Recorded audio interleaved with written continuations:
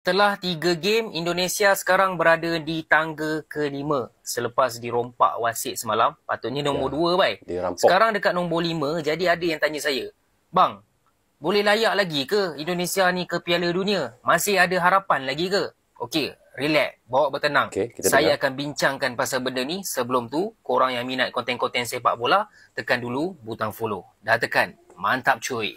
Walaupun sekarang berada di tangga ke-5, tapi masih jauh lagi perjalanan. Masih banyak lagi game yang ada sebab diorang ni main home dan juga away. Korang boleh tengok dekat sini, lepas Indonesia lawan Bahrain tu, mereka akan bertemu dengan China bulan ni, kemudian bulan hadapan mereka akan bertemu dengan Jepun dan juga Arab Saudi. Yang ni bulan November ni memang sesak ah. So, macam yang aku sembang sebelum ni, aku target Indonesia untuk berada di tempat keempat. Ada yang tak setuju. Ada orang Indonesia yang marah kata, apa target nombor 4? Kita nombor 1. Kita king. 1, 2. Sabar. Okay, sabar. Saya berpijak pada bumi yang nyata. Saya meludahkan fakta. Inilah apa yang saya rasa dengan kekuatan Jepun sekarang. Lepas tu Arab Saudi pun memanglah hari tu seri, tapi diorang ni pun bukan biasa-biasa, dibantu pula dengan wasit-wasit Arab ni. Jadi cubalah target nombor 4. Kenapa? Kenapa target nombor 4? Sebab nombor 3 dan nombor 4 masih lagi ada peluang. Mereka akan pergi ke round yang keempat. Okey, masih lagi ada peluang. Of course lah, nombor 1, nombor 2 terus main Piala Dunia. Kalau dapat nombor 2, nombor 1, rezekilah untuk Indonesia main Piala Dunia. Tapi kalau dapat nombor 5 dengan nombor 6, terus tersingkir. Bahayalah. Jadi bagi aku, macam mana nak naik ke tempat keempat ni? Yang pertama, paling penting, kena kalahkan China dekat home dan juga away. Wajib dapatkan 6 mata. Sebab China ni tim belasahan lah dalam grup C ni kan. Kalau hilang mata dengan China ni, bagi aku kira tipis lah harapan. Yang kedua, kena cuba untuk kalahkan Bahrain dekat rumah mereka, dekat Bung Karno. Kemudian mungkin ada boleh dapat result seri ke dengan Arab Saudi lagi ataupun dengan Australia kan. Untuk Jepun, serius aku cakap, aku rasa Jepun akan menang kedua-dua game lah. Ini apa yang aku rasa je lah. Okay, so orang-orang Indonesia setuju ke tidak boleh komen dekat bawah atau Okey, guys. Saya sama juga sependapat dengan Webro ini. Apa yang dikatakan oleh Webro ini, kita harus berpijak di bumi yang nyata. Ya, benar. Kita harus pijak di bumi yang nyata. Kalau kita lihat antara timnas Indonesia bertemu dengan Jepang, saya pun prediksi Jepang akan menang kedua-dua perlawanan ataupun kedua-dua game. Tetapi kalau dengan Australia dan Arab Saudi, insya-Allah Indonesia bisa menang ataupun imbang. Ya, itu prediksi saya ya. Mungkin Indonesia bisa menang dengan Australia 1-0 ataupun dengan Arab Saudi pun juga bisa menang 1-0 ataupun imbang. Tetapi kalau dengan Bahrain, saya yakin selepas ini di Gelora Bung Karno, Indonesia pasti akan menang kerana mereka akan berlawan semula ya. Sebelum ini di Bahrain dan akan kembali di Indonesia. Bahrain akan bertemu dengan Indonesia ya. Tapi di China untuk besok malam saya juga prediksi sama seperti Webro. Saya mengharapkan Indonesia akan dapat mengalahkan China di tempat China lah dengan kita mencuri 3 poin di sana nanti, dan ini akan membawa lebih cerah lagi Indonesia di dalam klasmen dengan 6 poin. 6 poin sudah cukup bagus guys ya. Ini bisa menaikkan ranking Indonesia di tangga-tangga yang teratas lagi ya, mungkin duduk di tangga yang ketiga ataupun duduk di tangga yang keempat nanti, itu lebih mencerahkan lagi ya. Yang penting dengan China esok malam jangan kalah. Jangan kalah ya. Kalau kalah, peluang itu agak tipis. Walaupun nanti ada timbal semula, timbal balik perlawanan di Gelora Bung Karno. Tapi bagi saya itu boleh juga ada untuk mencerahkan masa depan timnas Indonesia itu. Tetapi agak susah ya kalau dengan China nanti kekalahan di negara China. Kita harapkan timnas Indonesia dapat mendapat 3 poin dan ini akan memberikan timnas Indonesia 6 poin di dalam klasmen. Itu kita harapkan sama-sama untuk mencerahkan timnas Indonesia bisa di tempat iaitu ketiga dan keempat. Okey, next. Walaupun kecewa tapi kena tetap move on juga. Dan yalah, kita kena dapatkan 3 mata nanti untuk menentang China, Tiongkok, dan saya rasa ini adalah peluang yang terbaik untuk Indonesia pamerkan kembali kebangkitan kita sendiri, dan saya mengharapkan banyak lagi lah yang saya akan lihat nanti aksi-aksi untuk timnas Indonesia menentang China ni. Walaupun kalau lihatkan prestasi China pun dalam beberapa perlawanan pun mereka masih lagi belum menang. Tercari-cari. Dan ini adalah peluang mereka untuk tunjukkan bahawa kita timnas Indonesia perlu buat yang terbaik. Dan bagi saya ialah kita jangan pada rendah. Tapi mungkin China akan buat sesuatu lah. Benar. Kalau wasit lah. Yang saya risaukan sebenarnya adalah wasit sebenarnya. Ref. Kalau mereka buat benda sama, we don't know guys. Tapi kita doa yang terbaik guys. I hope AFC give the coach ref yang bagus lah. Okey, kita tahu guys kalau untuk peluang Indonesia menang di China itu sebenarnya nampak besar ya peluangnya untuk Indonesia menang di China. Tetapi kita mengharapkan jangan berlaku kecurangan pada wasit lagi seperti Indonesia bertemu dengan Bahrain. Dan kita tahu China akan memberi perlawanan yang benar-benar sengit ya, benar-benar mencabar untuk timnas Indonesia kerana di kandangnya sendiri dan dipenuhi dengan oleh penonton-penonton ataupun supporter-supporternya sendiri. Saya tidak tahu berapa puluh ribu akan datang supporter China sendiri di stadionnya. Tapi ini akan memberi semangat untuk tim China untuk lebih bersemangat lagi di dalam laga tersebut.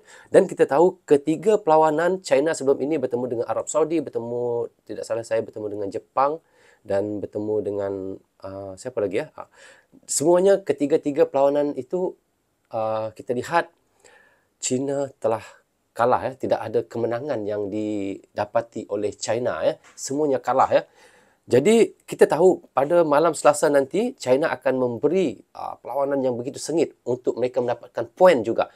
Tetapi kita yakin timnas Indonesia pasti ada taktikalnya sendiri dan Sintayong ada taktikal dan ramuan-ramuannya ya untuk mengalahkan China. Jadi guys, di sini kita tahu Tiongkok ini sifat jiwa mereka ini komunis.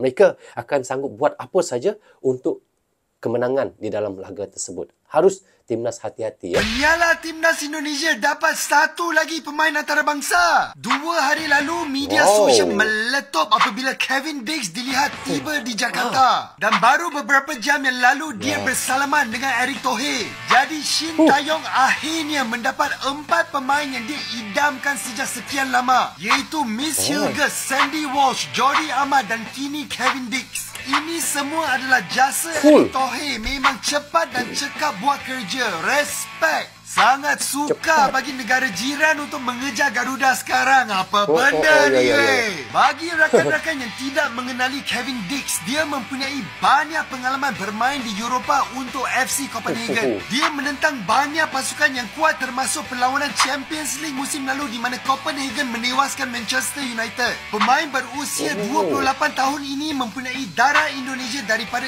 ibunya yang berasal dari Maluku. Kevin Diggs boleh bermain di posisi back tengah dan back kanan. Pengalaman dia akan menambahkan lagi kekuatan skuad Garuda. Tetapi persoalannya, adakah timnas Indonesia benar-benar memerlukan seorang lagi pemain pertahanan? Pendapat abang, Garuda lebih memerlukan playmaker di bahagian tengah seperti Tom Hay untuk membantu serangan. Apakah kalian setuju dengan abang? Komen kat sini. Okey, saya sebenarnya tidak apa. Saya pun setuju Kevin Diggs akan masuk timnas Indonesia. Saya setuju sebenarnya. Tetapi bagi saya sebenarnya timnas Indonesia itu di bahagian pertahanan itu sudah sangat solid ya, daripada JEZ-nya, daripada Miss Hilgers-nya, dengan JEZ-nya, dengan siapa lagi? Jordi Amat-nya. Lepas tu dengan gawangnya lagi, iaitu kita lihat penjaga gawang, siapa nama guys? Saya pun lupa pula. Penjaga gawang pun sudah hebat ya. Jadi ini sebenarnya bagi saya pertahanan Indonesia itu sudah sangat-sangat solid ya. Dengan penjaga gawangnya sudah ada, Martin Pais pun sudah ada ya. Lepas itu kita lihat pemain Indonesia sendiri pun sudah hebat juga di pertahanan itu ya. Rizky Ridho ya. Jadi apa yang dikatakan oleh Jom United ini sebenarnya Indonesia harus memperkuatkan lining tengah. Itu saya setuju juga. Tetapi bagi saya lebih setuju kalau Indonesia memperhebatkan lagi strikernya ya, untuk serangannya. Kerana saya lihat untuk pertahanan, untuk lini tengah, semua sudah solid bagi saya ya. Untuk penjaga gawang, semua sudah perfect bagi saya. Cuma sekarang kelemahan timnas Indonesia ini tumpul di bahagian serangan saja lagi. Di bahagian serangan dan di bahagian striker untuk finishing, untuk penyudah, untuk permainan timnas Indonesia itu. Jadi saya harapkan ada nanti seorang player yang benar-benar bagus untuk timnas Indonesia di bahagian striker ya. Mungkin teman-teman tahu ya, mungkin sudah Erick Thohir sudah cuba mendapatkan striker yang terbaik daripada Eropah ataupun daripada Belanda untuk memperkuatkan timnas Indonesia. Atau teman-teman bisa komen di bawah komentar ya. AFC kembali menunjuk wasit asal Timur Tengah untuk memimpin laga Cina versus timnas Indonesia. Wasit yang ditunjuk adalah Omar Muhammad Ahmed Hassan Al-Ali dari Uni Emirat Arab, dan pertandingan ini akan digelar di Qingdao Youth Football Stadium pada Selasa 15 Oktober 2024. Al-Ali adalah wasit profesional yang telah berpengalaman memimpin pertandingan di Liga Uni Emirat Arab dan memiliki lisensi dari AFC serta FIFA. Ia memulai debutnya sebagai wasit pada musim 2013 hingga 2014 dan hanya membutuhkan waktu kurang dari 2 tahun untuk meraih lisensi FIFA yang ia dapatkan pada tahun 2015. Namun rekam jejak Al-Ali tak lepas dari kontroversi. Salah satu momen yang paling diingat terjadi saat ia memimpin pertandingan Australia versus Bahrain di kualifikasi Piala Dunia 2026 zona Asia, di mana ia dianggap kurang tegas dalam menanggapi aksi pemain Bahrain. Keputusan kontroversialnya termasuk memberikan kartu merah kepada pemain Australia, Kusini Yingyi, memicu kritik setelah pertandingan berakhir dengan kemenangan Bahrain 1-0. Dengan penunjukan wasit asal Timur Tengah ini, muncul kekhawatiran di kalangan warganet Indonesia tentang kemungkinan keberpihakan dalam pertandingan. Apa pendapat Anda tentang penunjukan wasit ini? Mari kita diskusikan di kolom komentar. Okey, kalau mau ditanya pada saya, kalau dia menjadi wasit untuk laga Australia dan Bahrain kemarin, mungkin boleh saya katakan ia berpihak kepada Bahrain ya. Itu tanggapan saya ya. Kerana Bahrain itu adalah sama dengan mereka Timur Tengah. Jadi sama-sama Arab ya. Jadi tidak mustahil dia akan menyebelahi sama-sama dia punya sukunya. Begitu tanggapan saya. Tetapi kalau dengan China dan Indonesia, saya yakin dia akan berlaku adil di dalam laga itu, kerana Indonesia bukan Arab, China bukan Arab. Kalau Bahrain, Arab Saudi itu Arab. Jadi mungkin di situ ada ketidakadilannya di dalam memimpin laga tersebut. Tetapi sebagai wasit yang profesional, kita harapkan ia akan memberi persembahan yang terbaik, memimpin dengan secara yang baik, memimpin secara yang adil ya. Tidak kiralah negara yang dilawan itu adalah daripada Arab seperti engkau ataupun tidak. Yang penting engkau sebagai wasit harusnya melakukan perkara yang adil ya. Itulah wasit, pengadil. Pengadil dan wasit ya. Tidak jauh bedanya. Itulah kita harapkan nanti apabila Indonesia bertemu dengan China, dia tidak akan menyebelahi pada siapa-siapa, tidak menyebelahi pada China, tidak menyebelahi pada Indonesia. Harus adil, fair ya. Kemenangan itu nanti bersih. Jadi tidak akan menjadi kontroversial apabila sudah usai laga tersebut. Itu yang kita mahukan ya. Jadi kita harapkan itu wasit daripada apa yang kata tadi? UEA daripada Arab itu juga akan memberi satu keputusan yang sangat-sangat adil lah nanti di dalam laga Indonesia versus China pada 15 Oktober ini nanti ya. Okey guys, kita harapkan timnas Indonesia siap bangkit setelah kontroversi wasit dan hadapi China di countdown nanti ya. Dan setelah pengalaman pahit di pertandingan sebelumnya melawan Bahrain, di mana timnas Indonesia merasa dicurangi oleh wasit Ahmad Al-Kaf, dan kini tim Merah Putih siap bangkit pada 15 Oktober ini nanti pada jam 8 malam di waktu Indonesia dan waktu Malaysia akan menghadapi China di Stadion Pemuda Qingdao dalam laga keempat grup C nanti guys ya. Dan timnas Indonesia bertekad untuk mencuri 3 poin di tanah China dan melupakan insiden kontroversial yang terjadi di Bahrain kemarin. Dan berbagai media melaporkan bahawa Omar Muhammad Ahmad Hassan Al-Ali akan memimpin pertandingan ini, dan meski belum ada konfirmasi resmi daripada FIFA ataupun AFC, Omar dikenal sebagai wasit yang tegas dan adil dalam pengambilan keputusan, dan para pendukung Indonesia mengharapkan, dan saya juga berharap wasit di laga ini lebih bijak dan adil, tidak seperti pengalaman sebelumnya dengan wasit asal Oman kemarin. Dan pertandingan ini penting guys ya, bagi kedua-dua tim. Indonesia yang tengah berusaha menambah poin untuk menjaga asa lolos dari grup C, sementara China yang setelah mengalami 3 kekalahan berturut-turut tentu akan berjuang keras di kandang sendiri demi meraih 3 poin dan memperbaiki posisi mereka di klasemen. Jadi guys, kita lihat timnas Indonesia harus tetap waspada kerana China pasti akan tampil habis-habisan untuk meraih kemenangan pertama mereka, dan kemenangan di Guangdong akan sangat berarti bagi Indonesia juga, dan ini adalah kesempatan emas untuk memperbaiki moral tim dan melangkah lebih jauh di kompetisi.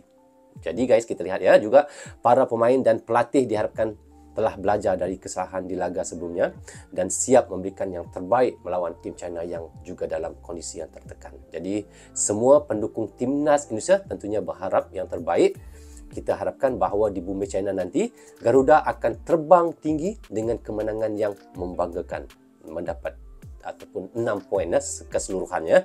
Jadi guys, apakah pandangan jujur teman-teman berkaitan laga Indonesia versus China, dan berapakah prediksi teman-teman untuk laga itu? Sila tinggalkan komentar di bawah ini.